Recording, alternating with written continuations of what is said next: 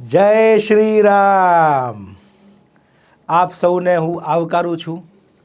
બરાબર, ટૂંક જ સમયમાં આમ તો કહી શકીએ કે 22મી જાન્યુઆરીએ અયોધ્યા ખાતે કરોડો લોકોના સપના હતા કે મંદિર યહીં બનેગા. બરાબર, અને એ સપના આપણા આજે સાકાર થઈ રહ્યા છે કે આપણા જે રામની જન્મભૂમિ છે ત્યાં મંદિર હવે બનવા જઈ રહ્યું છે, પ્રાણ પ્રતિષ્ઠા થઈ રહી છે.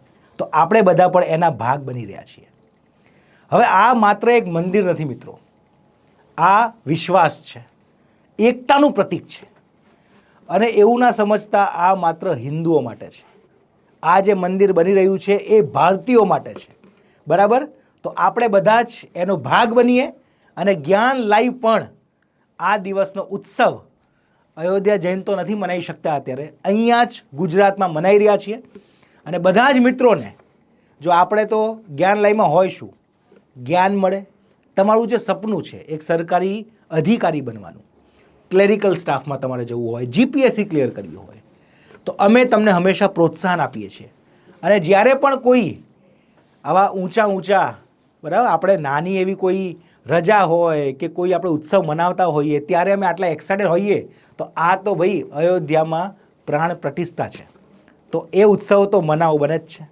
તો જ્ઞાન લાઈવ બરાબર જે રામ મંદિર બનવા જઈ રહ્યું છે એ ઉત્સાહ અહીંયા મનાઈ રહ્યો છે અને વિદ્યાર્થીઓની સાથે એમને તૈયારી સારી રીતે કરાવવાનો પ્રણ લઈ રહ્યો છે. તો આપણે અયોધ્યા જ્યાં મંદિર બને છે આ સમય માટે સ્પેશિયલ તમે કોર્સિસમાં જોડાઈ શકો છો. બરાબર, અને ફૂલ પ્રૂફ એટલે તમને સરસ મજાનું તમને આયોજન અને શું હોય મેક્સિમમ સેલ, મજા કરો. બરાબર, જે પણ કોર્સમાં જોડાવવું હોય રામનું નામ લઈને જોડાઈ જાઓ, અફસોસ નહીં થાય. અને જેમને સેતુ બનાવ્યું હતું ને, તો આપણે હવે સેતુ બનાવવાનું છે. શું આપણે જે પરીક્ષા ક્લિયર કરવી છે ને એનો સેતુ ધીમે ધીમે તૈયારી કરીને અમે તમારી સાથે છીએ જ્ઞાન લાઈવ. અને કયા કયા કોર્સિસ છે તમને ખબર હશે. આપણે જોઈએ તો અત્યારે આ કયા કયા દિવસે રહેશે, તો 21, 22 અને 23 આવતીકાલથી શરૂ થઈ રહ્યું છે. 23 તારીખ સુધી જે પણ કોર્સિસ છે એમાં ડાયરેક્ટલી 30% આપણે ડિસ્કાઉન્ટ આપી રહ્યા છીએ. એમાં કયા કયા કોર્સિસ છે તમે જોઈ શકો છો.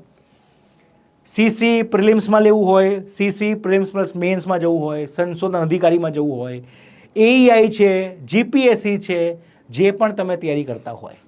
પણ ભૂલતા નહીં, 22મી તારીખે બધા જ આ ઉત્સવ મનાવવાનો છે, ગદા લઈને નીકળવાનું છે. બરાબર, અને ઠેર ઠેર આખા દુનિયાને ખબર પડી જવી જોઈએ. શું? તો કે જય શ્રી રામ. જય હિન્દ મિત્રો.